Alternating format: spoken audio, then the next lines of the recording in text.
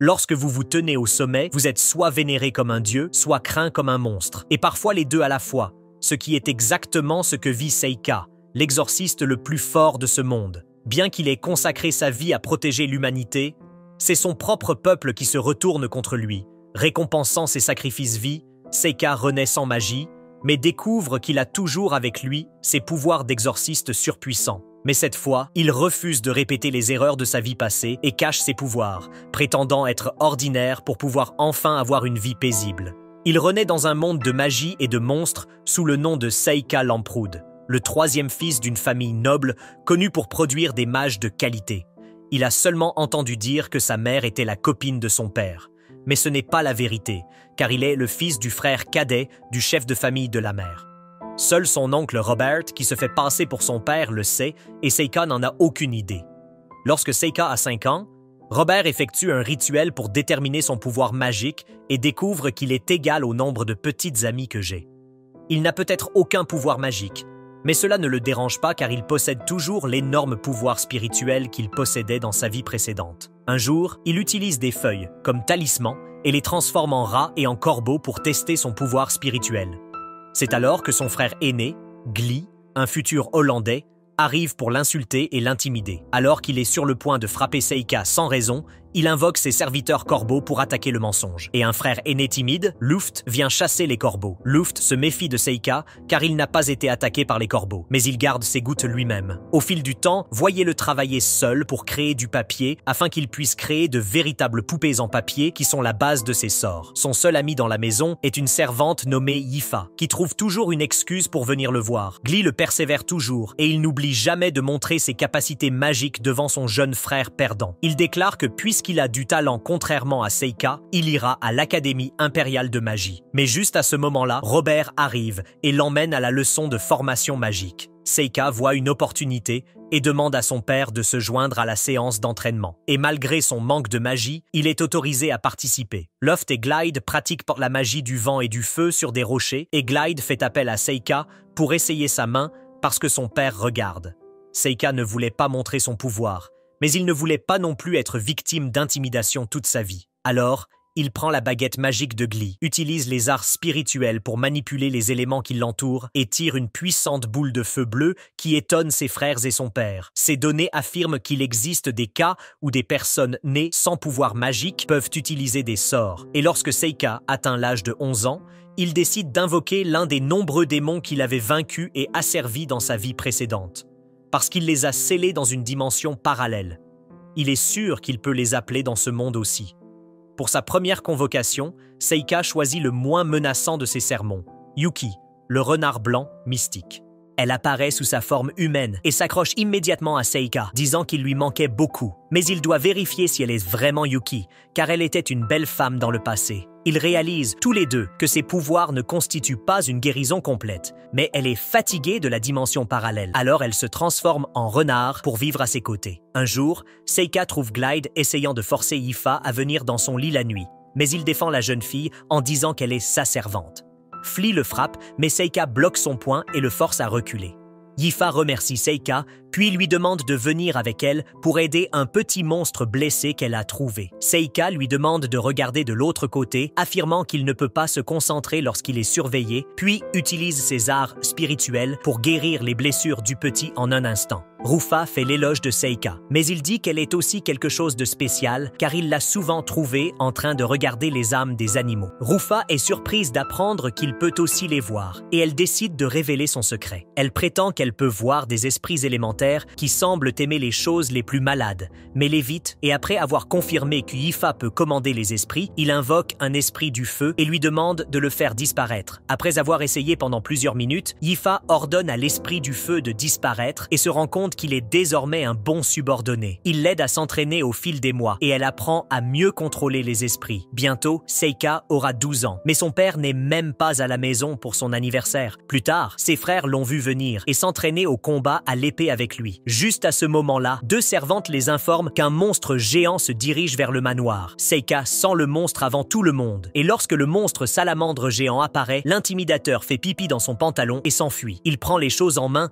et ordonne à tout le monde de se mettre être à l'abri même s'il est terrifié. Mais Seika se dirige droit vers le monstre qui est sur le point d'attaquer Yifa. Avant même que Seika puisse l'aider, Yifa ordonne inconsciemment à un esprit du feu de l'aider et il est impressionné. Après cela, il attire le monstre à l'air libre où il le vainc à l'aide d'un sort magique de poison. Tout le monde commence à l'applaudir et Seika les salue, réalisant que tout s'est déroulé comme il l'avait prévu. Robert arrive au manoir à ce moment-là et offre à Seika un dîner somptueux le soir pour avoir vaincu la salamandre. Il demande à Seika ce qu'il veut pour son cadeau d'anniversaire et lui demande de le laisser s'inscrire à l'Académie impériale de magie. Malgré la résistance du jaloux Golay, son père autorise Seika à passer le test d'entrée. Seika a une autre demande. Emmener Yifa comme serviteur à l'Académie de magie. Yifa panique et même Robert dit qu'elle ne peut pas aller à l'Académie car elle n'a aucun talent pour la magie. Seika promet de lui prouver qu'il a tort et l'emmène à la fenêtre où il lui demande d'utiliser les esprits et de créer la plus grande boule de feu possible si elle veut venir avec lui à l'Académie. Elle utilise l'aide des esprits du feu et lance une boule de feu de rang moyen, choquant tout le monde. Robert accepte d'envoyer Yifa avec Seika à l'Académie et dit ensuite à Glide qu'il ne sera plus envoyé à l'Académie de magie maintenant et qu'il doit rejoindre l'armée. Glee est frustré et défie Seika en duel pour le droit de déterminer qui ira à l'Académie de magie. Seika accepte le défi et Robert déclare que cela aura lieu demain à midi et que l'utilisation de la force mortelle est interdite. La nuit, Luft rend visite à Seika pour lui souhaiter un joyeux anniversaire et lui offre un stylo coûteux. Il affirme qu'il n'a jamais eu le courage de lui parler correctement, mais maintenant, il sent qu'il aurait dû être plus gentil avec son plus jeune frère. Cependant, Glee n'a pas l'intention d'attendre demain et il envoie une explosion de magie du vent à la fenêtre de Seika pour le défier en duel immédiatement. Seika descend, Glee utilise un sort de tornade de feu sur Seika, mais ne fait même pas un petit dégât. Et quand Glee l'attaque avec la magie du vent, Seika la bloque avec une barrière. Alors que Glee continue de lui lancer des sorts, Seika sort une poupée en papier et lie son frère avec. Il utilise ses arts spirituels pour paralyser Glee, puis lui tord les bras pour qu'il n'ait d'autre choix que de se rendre pour échapper à la terrible douleur. En tant que Golifin, Seika veut lui dire que sa victoire sur le monstre n'était pas une coïncidence. La vérité était qu'il avait mis les choses en mouvement il y a 6 mois, lorsqu'il avait invoqué le démon Cyclope et lui avait ordonné d'attirer la salamandre dans le manoir. Il avait déjà étudié la faiblesse de la salamandre et tout s'est déroulé exactement selon son plan. Yuki demande à Seika pourquoi il doit être si louche alors qu'il est si puissant et il répond qu'il ne veut pas trop se faire remarquer dans cette vie car il a payé le prix de sa renommée la précédente. Bientôt le printemps arrive et Seika se rend à l'académie avec Effa où il se rend compte que son nouveau corps a le mal des transports. Il est épuisé lorsqu'il arrive à son auberge et Effa le réconforte. Elle a soif de lui depuis un certain temps et veut venir dans son lit ce soir, mais Seika est épuisé. Alors il ne comprend pas ses avances. Le lendemain, ils se rendent à l'académie pour le test d'entrée où l'examinateur leur demande de placer leurs mains sur le cristal magique pour vérifier leurs aptitudes. Il s'avère que Buffa a une affinité pour la magie du feu et du vent, mais Seika ressemble à un perdant devant tout le monde parce qu'il n'a aucune magie. Alors que d'autres étudiants racontent qu'il est entré à l'académie uniquement grâce à l'argent de son père, une fille fait taire tout le monde avec colère alors qu'elle se dirige vers l'examinateur. Seika semble reconnaître la fille qui se présente comme Amy, une roturière ayant une grande affinité pour les 4 éléments. Seika donne son examen écrit et ensuite vient l'heure de l'examen pratique. Les étudiants doivent frapper des cibles en pierre avec leur meilleur sort magique pour montrer leur puissance. Et Seika constate que la plupart des perdants ici ne peuvent utiliser qu'un seul élément. Bientôt, le tour de Muffa arrive et elle détruit les cibles avec la magie du feu et du vent. Seika est également surprise qu'elle évoluait autant sans qu'il le sache. C'est ensuite son tour. Il utilise la boule de feu bleue pour mettre le feu à la première cible avant d'aller vers la seconde et de la détruire en faisant apparaître des cubes métalliques à partir de rien. Il gèle ensuite la troisième cible avec de la magie de glace, mais plus tard,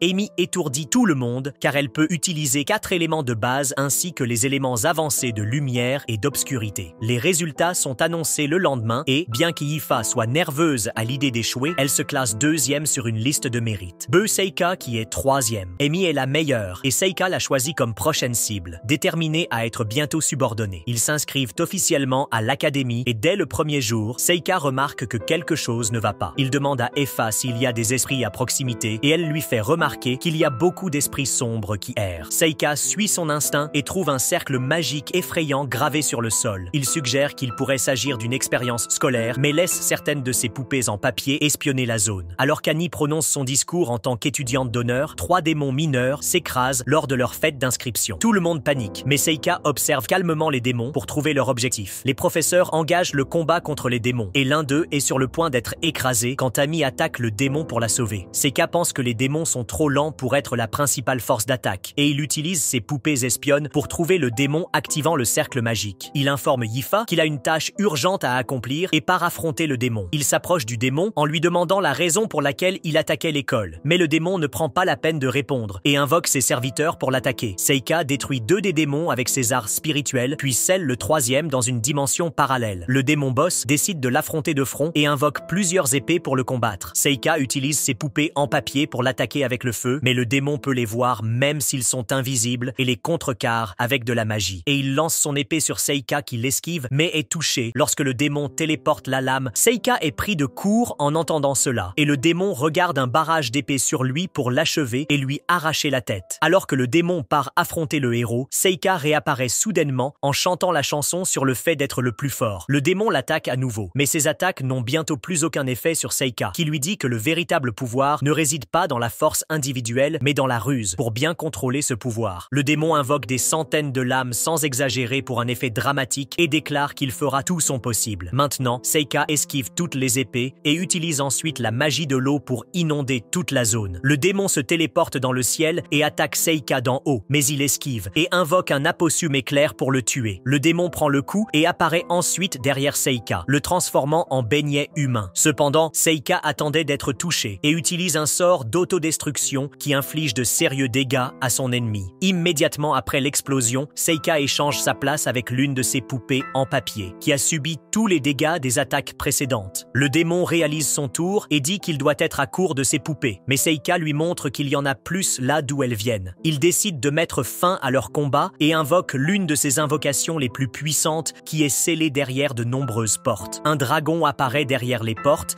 et le démon est stupéfait, car même le seigneur démon ne peut pas invoquer un dragon. Sur ordre de Seika, le dragon attaque le démon et l'emmène dans le ciel avant de l'avaler tout entier. Seika demande alors au dragon de revenir vers lui, mais il essaie de s'échapper de son contrôle. Il envoie ses poupées de papier pour le forcer à changer de comportement. Seika ouvre la porte de la dimension parallèle et le scelle à nouveau avant de conclure que son pouvoir spirituel n'a pas correctement fonctionné avec son corps. C'est pourquoi le dragon a essayé de le détruire. Peu de temps après, il revient à l'académie où il découvre qu'Amy a vaincu tous les démons mineurs toute seule. En la regardant, puis en regardant les autres étudiants, il sent que les forts finiront par être entraînés et écrasés par les faibles. Il ne veut pas être le plus fort dans cette vie, mais il pense que s'il fait de l'héroïne Amy l'humain le plus fort, il ne sera pas ciblé. Décide de se lier d'amitié avec la fille et de faire d'elle l'humain le plus fort, pensant que même si elle est écrasée, cela ne le dérangera pas tant qu'il sera heureux. Un jour, alors que Seika et Yifa se rendent en classe, un énorme pot contenant un produit chimique nauséabond leur tombe dessus. Seika se téléporte rapidement loin du produit chimique et se demande ce que c'est lorsque le professeur Ringard s'excuse pour l'accident. Plus tard, le professeur principal leur dit que les 2 élèves policiers, Amy et Yifa, participeront à un rituel et traverseront la forêt pour offrir leur prière à un temple là-bas. Seika pense qu'il pourrait être dangereux pour les filles d'y aller seules. Il ordonne donc à Yifa de lui céder son poste et elle le fait à contre-cœur. Alors que tout le monde, y compris le professeur, le traite pour avoir abusé de ses privilèges, Seika s'en fiche. Plus tard, il s'excuse d'avoir pris le risque de Yifa et dit qu'il veut veiller sur Amy car elle a dû attirer une attention excessive après avoir tué tous les démons plus tôt. Il dit qu'il veut être ami avec elle parce qu'elle est forte et Yifa se sent en insécurité parce que son maître accorde plus d'attention à une autre fille qu'à elle. Seika lui assure qu'elle est sa meilleure fille et Yifa est contente de l'entendre. Bientôt, le jour du rituel arrive et Amy demande à Seika pourquoi il a tant insisté pour venir avec elle. Elle lui demande si son serviteur n'a pas suffi à satisfaire ses désirs charnels. Seika dit que ce n'est rien de tel, quand soudain Amy ressent une vive douleur à la tête. Seika enquête et découvre qu'il y a un cercle magique à proximité qui semble être la cause du mal de tête d'Amy. Au moment où elle s'en approche, le cercle magique s'active et le téléporte instantanément dans un donjon souterrain. Avant même qu'il ne puisse réaliser ce qui se passe, des monstres ressemblant à des lézards les attaquent. Mais Amy se déplace rapidement et les bat en un instant. Alors qu'elle agit de manière majestueuse tandis que Seika la félicite, un autre monstre l'attaque par derrière et Seika l'empale avec un pieu en bois juste à temps. Amy dit qu'être téléportée dans un donjon comme celui-ci est très dangereux, mais elle espère que les 2 pourront rester en vie jusqu'à l'arrivée des secours. Seika colle ses poupées en papier sur le toit pour marquer l'itinéraire et appelle également les serviteurs qu'il a transformés en abeilles à l'extérieur pour les aider à trouver une sortie. Bientôt, un groupe de monstres les attaque attaquent et Amy se précipite tête baissée pour les défier. Elle parvient à en éliminer quelques-uns, mais un monstre blessé refuse de mourir et la frappe au cœur. Amy est au sol et Seika se précipite à son secours, battant tous les monstres sur son chemin. Dès qu'il voit Amy perdre connaissance, il invoque le 1000 pattes géant pour éliminer rapidement tous les monstres restants. Amy se réveille bientôt et découvre que Seika a guéri ses blessures. Elle a encore des crises de maux de tête et Seika met en place une barrière qui la met immédiatement à l'aise. Il prétend qu'elle a mal à la tête à cause d'une malédiction et Amy prétend que c'est impossible car elle n'a jamais vu de marque de malédiction sur son corps. Seika répond qu'il y a des endroits où elle ne peut pas se voir et qu'elle pense qu'elle est une perverse qui veut voir son corps. Cependant, elle-même est un peu perverse et enlève ses vêtements pour qu'il puisse trouver s'il y a une marque de malédiction sur son dos. Seika ne trouve rien, mais il prétend qu'il existe d'autres moyens de maudire quelqu'un. Il demande ensuite à Amy une mèche de ses cheveux et l'attache autour d'une poupée en papier qui absorbera la malédiction à sa place pour le moment. Après cela, elle lui demande quelles sont ses capacités, mais Seika ne lui donne aucune réponse claire. Amy parle de choses obscènes avec lui, mais découvre qu'il est un sanglier qui ne peut pas comprendre que Yifa se jette pratiquement sur lui. Seika décide de changer de sujet et lui pose des questions sur elle-même. Et Amy révèle que ses deux parents sont des aventuriers et qu'elle aime se battre. Elle prétend ne pas avoir peur des blessures et de la mort, et c'est pourquoi les gens autour d'elle ont toujours pensé qu'elle était bizarre. Après cela, ils reprennent leur exploration et vainquent des hordes de monstres avant d'atteindre la salle du boss. Amy découvre qu'il s'agit d'un monstre serpentin et affirme qu'il n'est pas sage de l'affronter. Mais Seika dit qu'ils peuvent gagner s'ils se battent ensemble. Elle décide de lui faire confiance et ils se précipitent dans la chambre du patron. Seika attaque le boss avec des pics en bois, mais elles n'ont aucun effet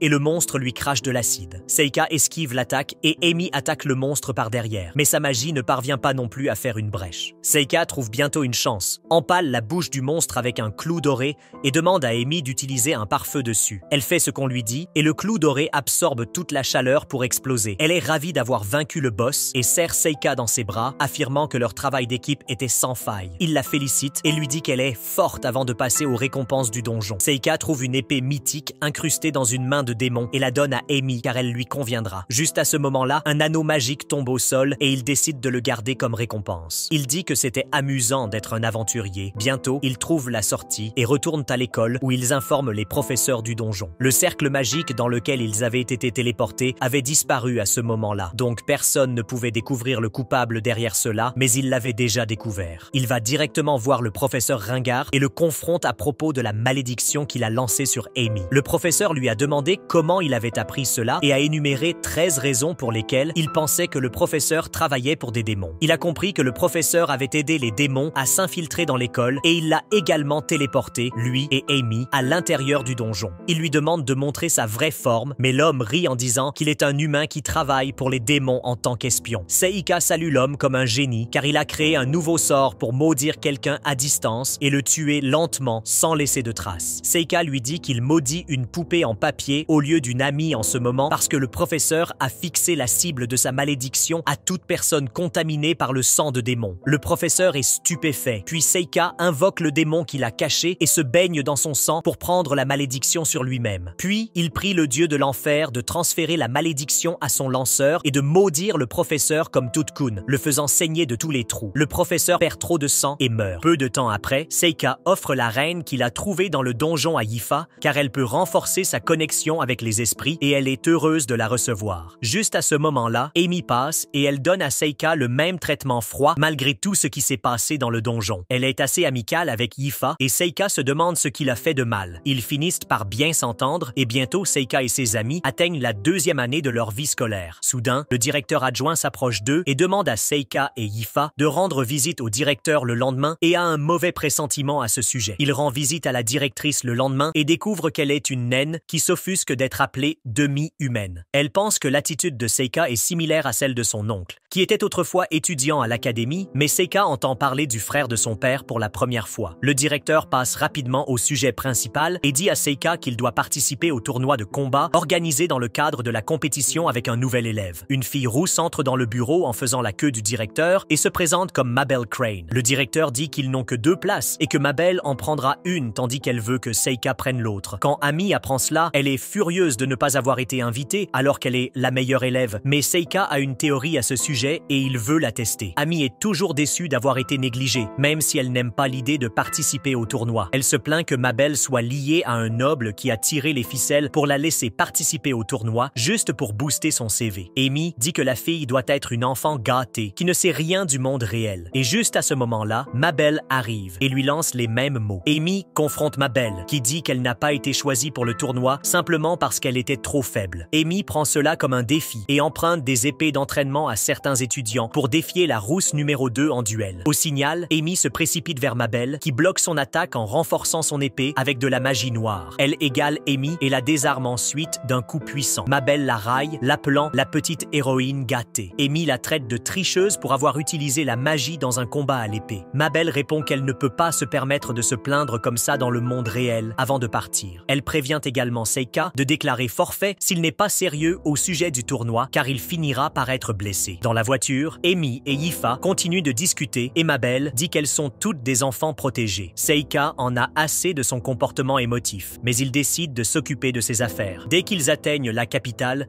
Seika est dans un état terrible à cause de son mal des transports, mais il insiste quand même pour se rendre à l'arène pour découvrir qui est son adversaire. Il demande à Yifa et Amy d'explorer la ville pendant qu'ils se reposent. Mais ensuite, il utilise ses poupées en papier pour espionner Mabel et découvrir pourquoi elle a été choisie à la place d'Amy. Le lendemain, Seika affronte d'abord un épéiste maigre et méchant qui croit que les magiciens ne valent rien au combat rapproché, enrageant son adversaire, qui se précipite sur lui dès le début du round. Il poignarde Seika, qui échange sa place avec l'une de ses poupées en papier, avant de subir des dégâts et se déplace derrière l'épéiste et le fait sortir de l'arène avec de la magie. Il remporte immédiatement la manche et revient en arrière, où Yuki craint de trop se démarquer. Il se rend chez Yifa et Amy et il voit le prochain tour commencer entre un magicien et un mystérieux guerrier en haillons. Le guerrier en haillons. Kyle utilise sa technique d'œil de démon pour paralyser le magicien avec la peur, puis le poignarde à la poitrine, le tuant instantanément. Seika se rend compte que le garçon est un assassin chevronné, alors il envoie certaines de ses poupées en papier pour l'espionner. Pendant ce temps,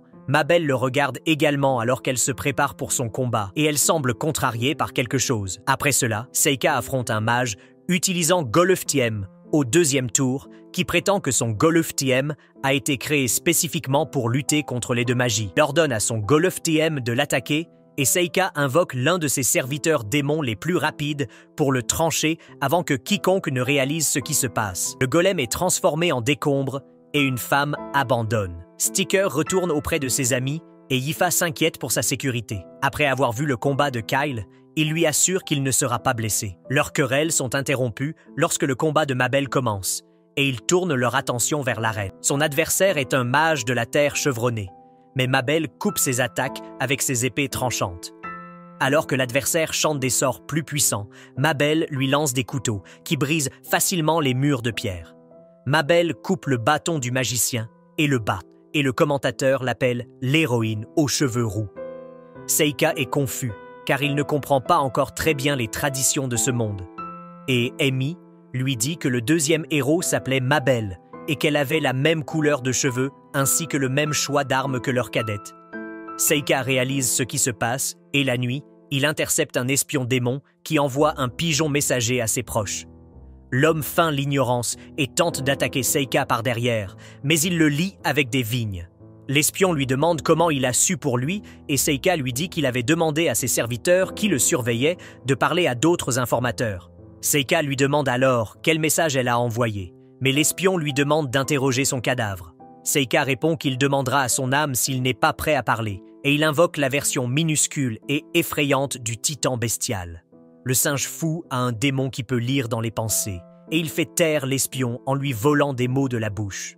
Le singe mange l'homme, puis se tourne vers Seika pour lire ses pensées où il est plein de pitié pour l'homme qu'il vient de tuer. Seika n'aime pas que ses pensées soient lues. Le singe est terrifié et se précipite dans sa chambre dans la dimension parallèle. Juste à ce moment-là, Yukai émerge de ses cheveux et Seika s'excuse de l'avoir effrayé. Il a réalisé que l'école avait envoyé Mabel au tournoi pour faire croire à tout le monde qu'elle était l'héroïne, afin que la vraie héroïne Amy puisse rester en sécurité. Cela ne le dérange pas de laisser Mabel attirer toute l'attention et il n'a pas l'intention d'enquêter sur la véritable identité de la fille tant qu'elle peut lui être utile. Le lendemain, le tournoi reprend. Et, outre Seika, Mabel et Kyle, un épéiste magique capable d'utiliser les 4 éléments entre en demi-finale. Dès que les 4 demi-finalistes sont déterminés, Mabel dit à Seika de déclarer forfait, affirmant que le tournoi n'est pas ce qu'il pense. Seika dit qu'il n'a pas l'intention de faire ça, il refuse toujours et dit à la rousse d'être injuste et honnête si elle veut aller en finale. Su dans la première demi-finale entre Kyle et le personnage Nameless Extra commence. Asher utilise la magie de la lumière pour se rendre résistant aux yeux de démon de Kyle et l'attaque même avec des boules de feu. Cependant, Kyle continue de marcher vers lui sans même broncher. Le figurant crée une armée de golems pour le combattre, mais Kyle utilise sa magie de l'ombre pour les détruire tous en même temps, puis restreint les mouvements du figurant pour l'achever. Cependant, juste avant qu'il ne le frappe, les juges sifflent pour déclarer que le combat est terminé. La nuit, Seika dit à Yuki qu'il prévoit de perdre 2 mains pour garder un profil bas. Elle prend soudainement la forme d'un humain, demande à son maître de lui montrer un peu d'amour, mais il lui dit d'arrêter. Juste à ce moment-là, son hibou aperçoit Mabel sur le toit, et Seika serre Yuki dans ses bras et saute hors du chemin, avant que Mabel n'envoie le toit s'écraser. Mais elle n'est pas là pour parler. Elle l'attaque et le fait sortir par la fenêtre pendant qu'elle lance de nombreuses attaques rapides sur lui. Elle esquive les vignes emmêlées et se précipite pour poignarder Seika, mais ne parvient à poignarder qu'une de ses poupées en papier. Seika utilise son sort d'éjection de force après s'être téléportée derrière elle, mais elle y résiste, montrant qu'elle est plus forte qu'il ne le pense. Mais un ivrogne interrompt leur combat, et Mabel l'utilise comme leurre pour s'enfuir. Buki sort et demande à quoi pense la fille folle, et Seika répond qu'il devrait lui demander directement. Il trouve Mabel nostalgique près d'une fontaine, et comme elle est surprise de le voir, il dit qu'il est ici pour parler et non pour se battre. Seika lui demande de lui dire toute la vérité, et qu'il pourrait envisager d'accepter sa suggestion d'arrêter. Mabel le traite de bizarre, et révèle ensuite qu'elle avait prévu de le blesser pour qu'il ne se batte pas demain. Elle demande une fois de plus à Seika d'arrêter, car elle ne pourra pas se retenir contre lui, et elle ne veut pas le tuer. Cependant, comme Seika le remarque, elle est ici pour agir en tant que mandataire d'amis et remporter le tournoi pour détourner l'attention de tout le monde d'elle. La fille est choquée. Seika croit qu'il y a une autre raison pour laquelle elle est ici, et Mabel décide de lui dire la vérité. Elle prétend que sa règle ici est de mourir des mains de Kyle pour faire croire aux démons que le héros est mort. Elle dit qu'elle et Kyle sont tous deux des orphelins qui ont été recueillis par une organisation clandestine qui les a formés pour devenir des assassins depuis qu'ils étaient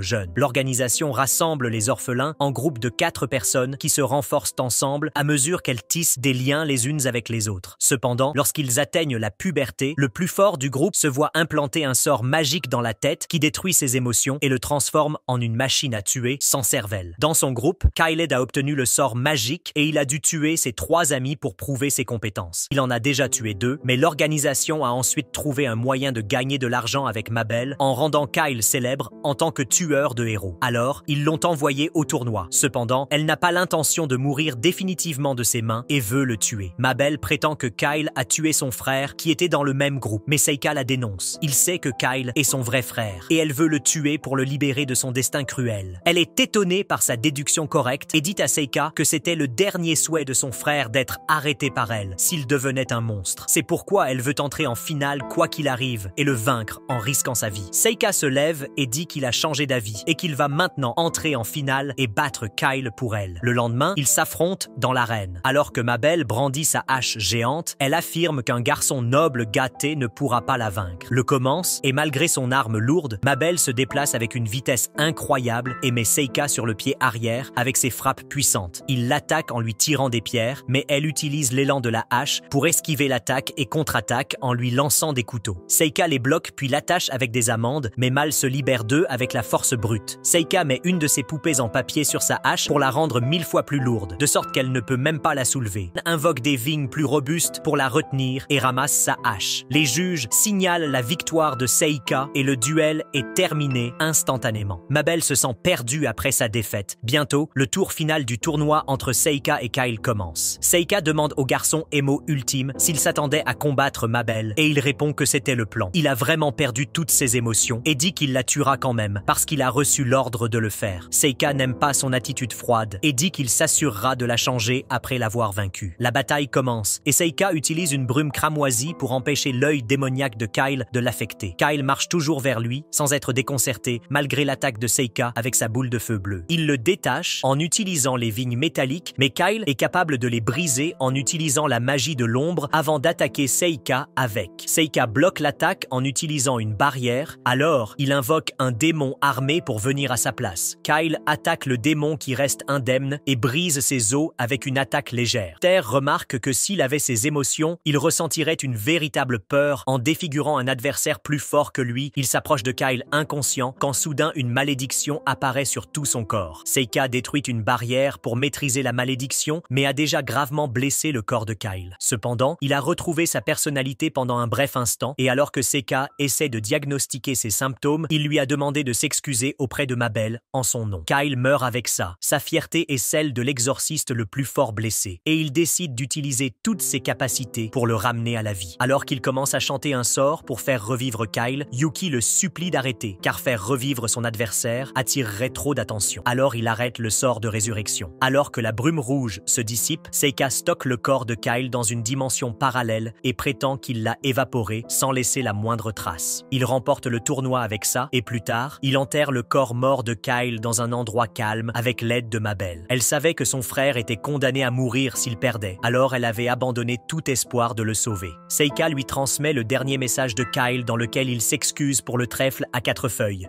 Elle pleure longtemps avant de demander à Seika ce qui va lui arriver maintenant. Il lui dit de retourner à l'académie car il s'assurera que tout se passe bien pour elle. Mabel accepte avec joie son offre et retourne avec Seika à la voiture où Yifa et Amy les attendent.